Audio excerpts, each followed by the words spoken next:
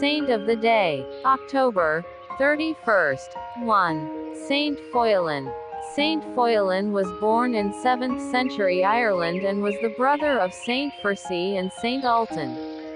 He joined them in England, where they were working as missionaries, and had established a monastery near Yarmouth. During a war between the Mercians and Anglo-Saxons, c. 650, the monastery was destroyed and many of the brothers were killed, captured or dispersed. Foillan ransomed back his brothers and traveled to France, where they were welcomed and encouraged in their evangelization by King Clovis II. In 653, Saint Foillan founded a monastery at Fosses in the Diocese of Liege and served as its abbot. He was a well-loved preacher and spiritual director, successfully evangelizing the people in the area, which grew into the modern town of Le Royal, Belgium. He also served as the spiritual director at the house founded by Saint Gertrude. In 655, while traveling on church business, Saint Foillan was murdered by bandits along with his 3 companions. 2. Saint Wolfgang, October 31st. Though best known as the Vigil of the Solemnity of All Saints, All Hallows Eve in the Western Church, is also the liturgical feast day of Saint Wolfgang of Ratisbon, who was regarded as one of the greatest German saints of his time. The Benedictine monk and bishop, who served as a missionary to pagans and a reformer of the church in southeastern Germany, was born around 934 in the historic southwestern German region of Swabia. Wolfgang came from a family of nobility and was privately tutored as a child. Later on, the future monk was educated at the renowned monastery of Reichenau, and at Würzburg. Wolfgang showed intellectual prowess and found companionship during his years of study, but was also dismayed by the petty jealousies and moral lapses he observed in Würzburg's academic environment. In 956, his school companion Henry was chosen to lead the Archdiocese of Trier.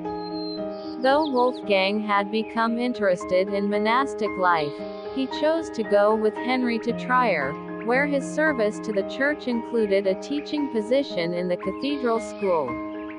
After Archbishop Henry's death in 964, Wolfgang left Trier, became a monk of the Order of Saint Benedict, and settled at a monastery in the Diocese of Augsburg. Its school prospered under his direction, and the local bishop, the future Saint Ulrich, ordained him to the priesthood in 968. In his youth, Wolfgang had envisioned a secluded life of contemplation, but things turned out differently, as he was sent east to evangelize the Magyars in 972. By Christmas of that year, Wolfgang had been chosen as the new bishop of Ratisbon, present-day Regensburg in Bavaria. But he continued to live out his monastic vocation, retaining his distinctive Benedictine habit and dedicating himself to the same ascetic lifestyle. Amid the work of preaching and reform, Wolfgang remained a man of prayer, silence, and contemplative solitude. Not surprisingly, the Bishop of Ratisbon made monasticism a focus of his church reforms, reviving religious life in places where it had fallen into disorder. Wolfgang also showed extraordinary care for the poor in his diocese, to such an extent that he was called the Great Almoner. On the other hand, he was also involved in affairs of state at a high level, and tutored the children of the Duke of Bavaria, including the future Holy Roman Emperor Saint Henry II. Wolfgang, despite being one of the great bishops and saints of his time, still encountered serious difficulties in his leadership of the Diocese of Ratisbon. On one occasion, a political conflict caused him to withdraw from his diocese to a hermitage for a period of time. Wolfgang is also said to have struggled with the great geographical extent of the diocese, parts of which were eventually entrusted to the Bishop of Prague. In 994, while traveling in Austria, Wolfgang became sick and died in the village of Pupping. Miracles associated with his tomb, including many healings, led to his canonization of 1052.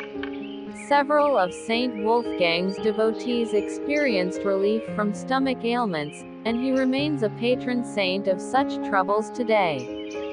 His intercession is also sought by victims of strokes and paralysis, and by carpenters. Saint Foillan and Saint Wolfgang, pray for us. Carla Channel.